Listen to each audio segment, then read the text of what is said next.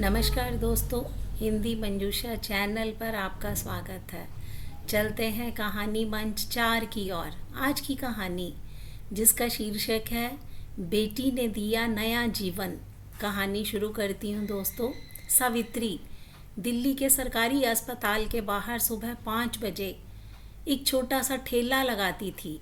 Steel की दो बड़ी केतलियाँ, अदरक वाली चाय, बासी सी ब्रेड पकौड़ी, एक पुराना डिब्बा जिसमें वो सिक्के जोड़ती थी।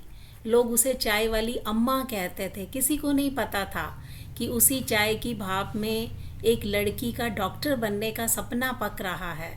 अनन्या तब सिर्फ 6 साल की थी। तब उसके पिता ने घर छोड़ दिया था। जाते जाते उसने इतना ही कहा था, लड़की को पढ़ाकर क्या करोगी, कल किसी के घर चली जाएगी। सावित्री ने जवाब नहीं दिया था। बस अगले दिन से उसने 2 घंटे चाय ज़्यादा बेचना शुरू कर दिया। छोटी बेटी अनन्या स्कूल जाने से पहले ठेले पर कप धोती, छुट्टे पैसे गिनती, कभी कभी माँ की हथेलियों पर पड़े जलने के निशान देखती रहती। एक दिन अनन्या ने माँ से पूछा, माँ तुम्हारे हाथ इतने काले हो गए हैं। सावित्री मुस्कुरा दी। चाय का रंग है बिटिया, इसी से तेरी किताबें सफ़ेद रहेंगी। अनन्या ने उसी दिन कहा था, एक दिन मैं तुम्हें इस गेट से अंदर ले जाऊंगी माँ, कोई रोक नहीं पाएगा। सावित्री ने बच्चे की बात समझकर टाल दिया था। साल बीतते गए। अनन्या ने सरकारी स्कूल में पहला स्थान पाया, छात्रवृत्ति मिली, मेडिकल कॉलेज गई। हॉस्टल, किताबें, फीस, कोचिंग, परीक्षा, हर चीज़ के पीछे सावित्री की चाय, उसका पसीना और अधूरी नींद थी। अनन्या ने कभी ठीक से नहीं बताया कि वो अस्पताल में क्या करती है। माँ आज लंबी ड्यूटी है, माँ आज वार्ड में हूँ, माँ आज सर्जरी है। सावित्री बस इतना समझती थी कि उसकी बेटी अस्पताल में काम करती है। शायद नर्स होगी, शायद जूनियर डॉक्टर। उसे गर्व तो था, पर वह बड़े शब्दों से डरती थी। एक रात अनन्या ने फ़ोन किया, माँ कल सुबह अस्पताल आना, अच्छे से तैयार होकर। क्यों, कुछ हुआ है क्या? बस आना, और हाँ, वही लाल बॉर्डर वाली साड़ी पहनना, तुम्हें उसमें बहुत अच्छा लगता है। सावित्री पूरी रात सो नहीं पाई। उसने साड़ी इस्त्री करने के लिए पड़ोसी की पिंकी से इस्त्री मांगी, बालों में तेल लगाया, माथे पर छोटी सी बिंदी लगाई, फिर ठेला पड़ोसी रमेश को सौंप कर अस्पताल पहुंची। गेट पर अपमान उसका इंतज़ार कर रहा था। अंदर वीआईपी सर्जिकल ब्लॉक है, बिना कार्ड कोई जा नहीं सकता, गार्ड ने कहा। सावित्री ने कांपते हाथों से अपना पुराना फ़ोन निकाला। मेरी बेटी ने बुलाया है, उसका नाम अनन्या है। पास खड़ी रिसेप्शनिस्ट ने नाम सुनते ही सिर उठाया। उसका चेहरा बदल गया। आप डॉक्टर अनन्या शर्मा की माँ हैं? गार्ड की हंसी वहीं रुक गई। जी मैं उसकी माँ हूँ, सावित्री ने डरते हुए कहा। रिसेप्शनिस्ट तुरंत खड़ी हो गई। मैडम सब आपका इंतज़ार कर रहे हैं, कृपया मेरे साथ आइए। मैडम शब्द सुनकर सावित्री ने पीछे मुड़कर देखा, जैसे किसी और को बुलाया हो। सफ़ेद गलियारों से उसे ले जाया गया। दरवाजे कार्ड से खुलते थे, दीवारों पर चमकती मशीनें थी, लोग धीमी आवाज़ में बातें कर रहे थे। सावित्री को अपनी चाय की महक, पुरानी चप्पल, साड़ी का घिसा किनारा अचानक बहुत छोटा लगने लगा। आखिर वह एक बड़े कांच के सामने रुकी। अंदर हरे कपड़ों में डॉक्टर की टीम खड़ी थी। बीच में एक महिला स्क्रीन पर कुछ दिखा रही थी, हाथ से निर्देश दे रही थी। बाकी सब ध्यान से सुन रही थी। वह अनन्या थी। सावित्री की आंखें फैल गई। वह मेरी बेटी है। पास खड़ी नर्स ने मुस्कुरा कर कहा, जी आज डॉक्टर अनन्या अपनी पहली बड़ी सर्जरी मुख्य सर्जन के रूप में कर रही हैं।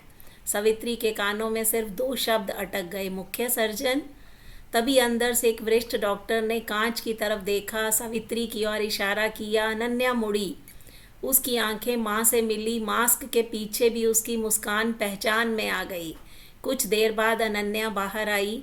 उसने दस्ताने उतारे, माँ के सामने खड़ी हुई, धीरे से बोली, माँ तुम आ गई।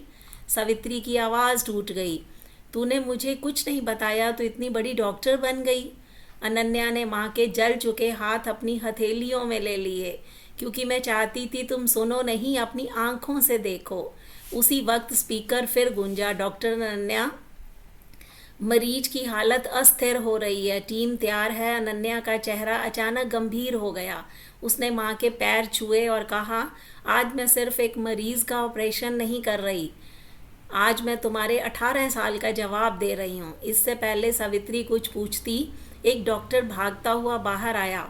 डॉक्टर, मरीज का नाम राजीव मल्होत्रा है, वही आदमी जिसने आपकी पढ़ाई की सबसे बड़ी छात्रवृत्ति शुरू की थी। सावित्री पत्थर की तरह जम गई, क्योंकि ऑपरेशन थिएटर के बाहर अचानक सन्नाटा छा गया। राजीव मल्होत्रा, यह नाम सुनते ही सावित्री के हाथ कांपने लगे। उसकी आंखों के सामने 18 साल पुरानी बरसाती रात घूम गई, जब यही आदमी उसे 6 साल की अनन्या को छोड़कर चला गया था। वह रात आज भी उसके यादों में जिंदा थी। राजीव ने गुस्से में दरवाज़ा पटकते हुए कहा था, मैं अपनी ज़िंदगी किसी लड़की के बोझ में बर्बाद नहीं कर सकता। और फिर बिना पीछे देखे चला गया था। उसके बाद ना कोई खबर, ना कोई पैसा, ना कोई रिश्ता।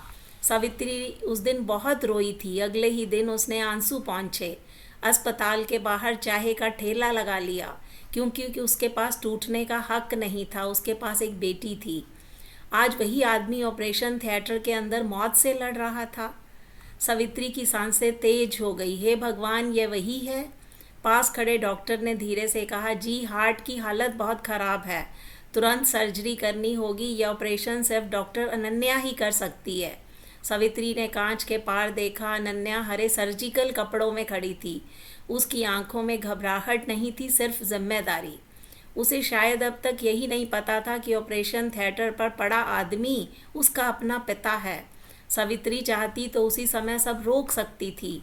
वह चाहती तो कह सकती थी, जिस आदमी ने हमें मरने के लिए छोड़ दिया, उसे बचाने की ज़रूरत नहीं। लेकिन अगले ही पल उसे अपनी बेटी का बचपन याद आ गया। जब अनन्या छोटी थी तो वह घायल चिड़ियों को घर उठा लाती थी। सड़क पर किसी बूढ़े को गिरा देख रो पड़ती थी। वो हमेशा कहती थी, डॉक्टर का काम इंसान देखना है, गलती नहीं। सावित्री की आंखें भर आई। उसी समय अनन्या फिर बाहर आई। माँ, मरीज की हालत बहुत नाजुक है, मुझे जाना होगा। सावित्री उसे रोकना चाहती थी, सच बताना चाहती थी, मगर शब्द गले में अटक गए। उसने बस कांपते हाथों से बेटी का चेहरा छुआ और बोली, जा बेटिया, किसी की जान बचाना सबसे बड़ा धर्म होता है। अनन्या मुस्कुराई, अंदर चली गई। ऑपरेशन थिएटर का लाल बल्ब जल उठा। समय जैसे रुक गया। सावित्री बाहर कुर्सी पर बैठ गई और उसने जैसे ही अपनी आंखें दरवाजे पर अटका ली, लेकिन मन अतीत में भटक रहा था। उसे याद आया, सर्दियों में ठंड से कांपते हुए वो चाय बेचती थी। गरम केतली उठाते उठाते उसके हाथ जल जाते थे। कई रात उसने खुद भूखा रहकर अनन्या के लिए दूध खरीदा। उसे वह दिन भी याद आया जब मेडिकल कॉलेज की फ़ीस भरने के लिए उसे अपनी शादी की आखिरी चूड़ियाँ बेचनी पड़ी थी। दुकानदार ने पूछा था, इतना सब एक लड़की के लिए? तो सावित्री ने गर्व से कहा था, हाँ, मेरी किसी बेटे से कम नहीं है। 4 घंटे बीत गए। ऑपरेशन थिएटर का दरवाज़ा अब भी बंद था। हर बार जब कोई नर्स बाहर आती तो सावित्री घबराकर खड़ी हो जाती, फिर निराश होकर बैठ जाती। आखिर 5वें घंटे लाल बल्ब बुझा, दरवाज़ा खुला, अनन्या बाहर आई। उसके माथे पर पसीना था, आंखें थकी हुई थी, लेकिन चेहरे पर हल्की मुस्कान थी। ऑपरेशन सफल रहा माँ। सावित्री की आंखों से आंसू बह निकले। उसने बेटी को गले लगा लिया। उसी समय वरिष्ठ डॉक्टर बाहर आए, बोले, डॉक्टर अनन्या ने आज कमाल कर दिया। इतनी मुश्किल सर्जरी, इतनी शांति। अस्पताल को अनन्या पर गर्व है। चारों तरफ तालियां गूंज उठी। सावित्री ने पहली बार महसूस किया कि उसकी बेटी सचमुच बहुत बड़ी बन गई है। लेकिन कहानी अभी ख़त्म नहीं हुई। कुछ देर बाद नर्स आई और बोली, डॉक्टर, अनन्या मरीज़ होश में आ गया है, वो आपसे मिलना चाहता है। अनन्या आईसीयू की तरफ बढ़ी। सावित्री भी पीछे पीछे चल दी। कमरे में मशीनों की धीमी आवाज़ गूंज रही थी। बिस्तर पर लेटा आदमी कमज़ोर लग रहा था। सफ़ेद बाल, थका चेहरा, आंखों में पछतावा। राजीव मल्होत्रा। उसने धीरे धीरे आंखें खोली। उसकी नज़र सबसे पहले अनन्या पर पड़ी। डॉक्टर, आपने मेरी जान बचाई। अनन्या ने शांत स्वर में कहा, यह मेरा काम है। फिर राजीव की नज़र पीछे सावित्री पर गई और जैसे उसकी सांस रुक गई। सवित्री। सवित्री चुप रही। राजीव की आंखों में डर, शर्म, पछतावा एक साथ उतर आया। यह डॉक्टर हमारी बेटी है। कमरे में सन्नाटा छा गया। अनन्या चौंक गई। क्या? उसने पहली माँ की तरफ देखा, फिर उस आदमी की तरफ देखा। माँ, ये क्या कह रहे हैं? सवित्री की आंखों से आंसू बह निकले। यही तुम्हारे पिता हैं बिटिया। अनन्या जैसे पत्थर बन गई। जिस पिता का चेहरा उसने सिर्फ धुंधली तस्वीरों में देखा था, आज उसके सामने था। उसने अभी अभी उसकी जान बचाई थी। राजीव रो पड़ा। मुझे माफ़ कर दो, मैंने बहुत बड़ा पाप किया।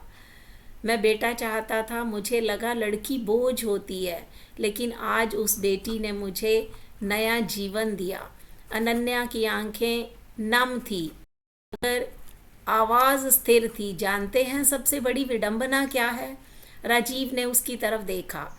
जिस लड़की को आपने बोझ समझा, आज उसी के नाम पर अस्पताल गर्व करता है। राजीव की रुलाई फूट पड़ी।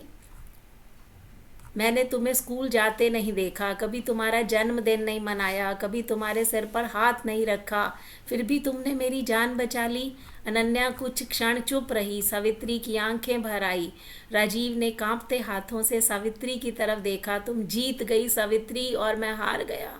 सवित्री पहली बार मुस्कुराई। नहीं राजीव, यह मेरी नहीं, एक माँ की मेहनत और बेटी की लगन की जीत है। अगले कुछ दिनों तक राजीव अस्पताल में भर्ती रहा। हर दिन वह देखता कैसे डॉक्टर, नर्स, मरीज सम्मान से डॉक्टर अनन्या कहते थे। एक दिन उसने अस्पताल के बाहर खिड़की से देखा, वही पुराना चाय का ठेला अब भी लगा था। रमेश चाय बेच रहा था। राजीव की आंखें भर आई। उसी ठेले ने उसकी बेटी को यहाँ तक पहुँचाया। डिस्चार्ज होने वाले दिन राजीव ने धीरे से कहा, क्या मुझे एक मौका मिल सकता है, कम से कम पिता बनने की कोशिश करने का? अनन्या ने तुरंत जवाब नहीं दिया, माँ की तरफ देखा। सावित्री ने सिर्फ इतना कहा, रिश्ते खून से नहीं कर्म से बनते हैं। राजीव सिर झुकाकर रो पड़ा। उस दिन अस्पताल के बाहर अजीब दृश्य था। मुख्य सर्जन डॉक्टर अनन्या शर्मा अपनी माँ के साथ ठेले पर खड़ी थी। उसने खुद चाय बनाई। सावित्री को कप पकड़ाते हुए कहा, माँ याद है, मैंने कहा था एक दिन तुम्हें इस गेट के अंदर ले जाऊंगी। सावित्री मुस्कुराई। हाँ बेटा। अनन्या ने उसका हाथ थाम लिया। लेकिन सच यह है कि मैं अंदर तक पहुंची ही क्योंकि तुमने उस गेट के बाहर हार नहीं मानी। क्योंकि बेटी होने के बावजूद उसने कभी, सावित्री ने हार नहीं मानी। बेटी ने किस तरह से अपने पिता को नया जीवन दिया। तो ये थी कहानी दोस्तों, बेटी ने दिया नया जीवन। ये कहानी आपको कैसी लगी, इस पर अपनी प्रतिक्रिया दीजिए। हिंदी मंजूषा चैनल को सब्सक्राइब कीजिए। मिलते हैं अगली वीडियो में। तब तक के लिए दोस्तों नमस्कार।